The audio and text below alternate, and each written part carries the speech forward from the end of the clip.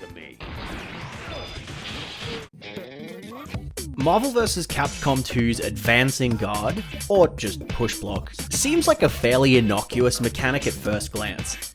Press 2 buttons while you're blocking and you'll push the opponent away from you. Simple enough.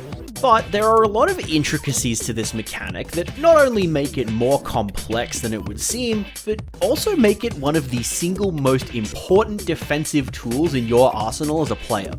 So we're going to talk about what makes it so important. But before we can talk about all the ways that Pushblock can help you on defense in Marvel 2, we have to talk about how Pushblock even works. Because what Pushblock does is extremely unique and not immediately intuitive. For our purposes here, it's useful to think of Pushblock as being an animation with a set consistent timing. When the game registers a Pushblock input, it will put your character into a 23 frame Pushblock animation. There are 3 important properties of this animation to take note of. 1, you have auto guard frames for the whole animation. 2, you can change your blocking stance at any time during the animation.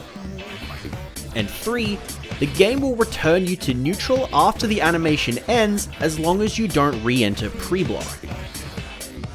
These 3 properties enable the use of 2 extremely important defensive techniques: Pushblock All-Guard and Pushblock Guard Cancel. Pushblock All-Guard is a technique that basically lets you use Pushblock in order to block high and low at the same time.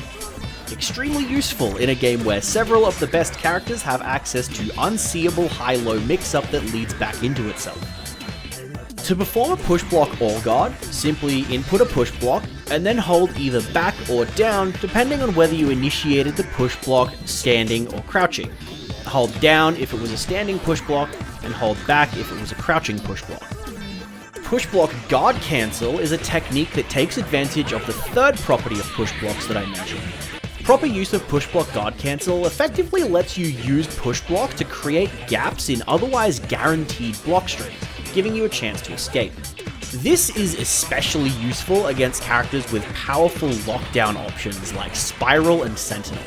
To perform a Pushblock Guard Cancel, perform a pushblock, and then perform any action once the pushblock ends.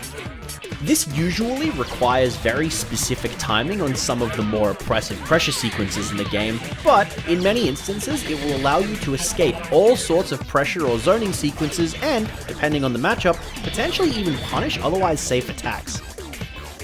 Hopefully, learning about these specific techniques will have demonstrated the power of Pushblock in Marvel 2, and how you can utilize that power to manage this game's brutal offense and lockdown. Remember to pushblock purposefully and pushblock often, and you'll find yourself discovering more and more situations where you can turn the tides in your favor. Oh, and just so you know, everything I've described about Pushblock in Marvel 2 also applies to every Marvel game before it, from X-Men vs. Street Fighter to Marvel vs. Capcom 1. Have fun!